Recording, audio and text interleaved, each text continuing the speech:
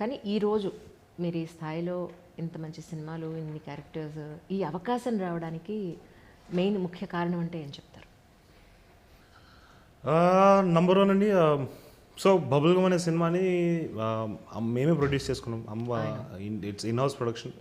So ఈ అవకాశం రావడానికి మెయిన్ కారణం అమ్మ నాన్నను నమ్మడం. జస్ట్ పుత్రోత్సాహం కాకుండా నాలో ఉండే ఒక ప్యాషన్ని కానీ, నాలో ఉండే ఫైర్ని కానీ, నా కేపబిలిటీ ఆఫ్ అండర్స్టాండింగ్ ఎమోషన్స్, వీటిని నమ్మి పెట్టే డబ్బులు. సో దాన్ని నమ్మడం వల్ల నాలో ఉండే కేపబిలిటీ అనేది బయటకు వచ్చింది. అండ్ తర్వాత నెక్స్ట్ ఇప్పుడు సందీప్ రాజ్ అనే డైరెక్టర్ దాన్ని చూసి నా కథకి తిను కాకుండా ఇంకెవరు సెట్ గారు అని నమ్మి నా దగ్గర తీసుకుని వచ్చాడు కథని. అలాంటి చాలా కథలు వచ్చాయి. So I think step number 1 was that, నన్ను ఇంట్లో వాళ్ళు నమ్మడం. సందీప్ రాజ్ గారు is very good director undoubtedly. ఎందుకంటే ప్రీవియస్ కలర్ ఫోటో మనం చూసాం యాక్చువల్లీ. సో ఆయన మీ దగ్గరికి కథ తీసుకొచ్చినప్పుడు మీకు ఏ పాయింట్ ఎక్కువ ఇంపాక్ట్ చేసే స్టోరీని ఓకే అన్నారు?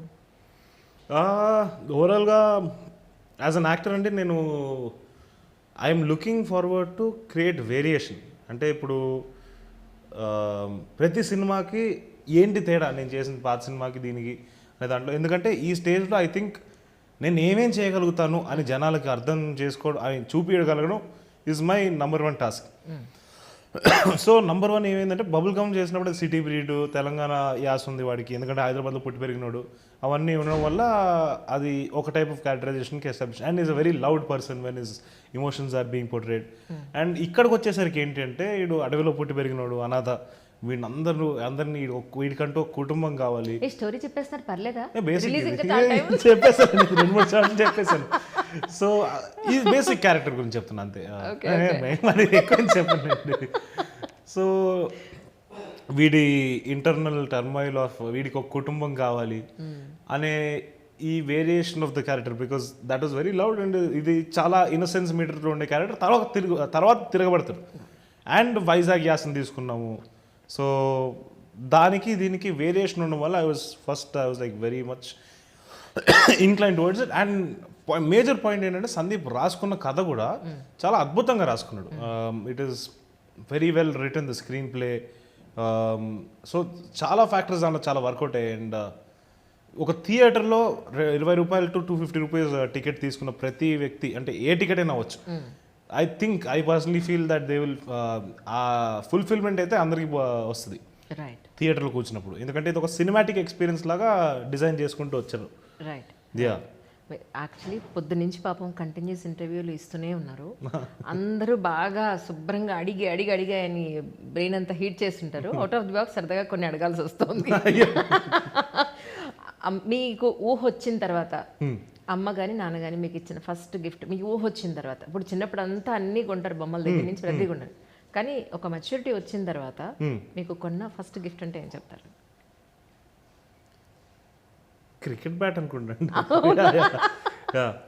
Right. Yeah, first gift cricket బ్యాటే. డాడ్, నాన్నగారు? నాన్న. అమ్మ అంటే అమ్మ ఒక చిన్న వాచ్ ఏదో కొనింది అప్పుడు. ఓకే. ఫాస్ట్ ట్రాక్ అని ఏదో ఉంటుంది, ఒక 1000 రూపాయల వాచ్ ఏదో కొనింది అప్పుడు ఫస్ట్ టైం. Yeah, right.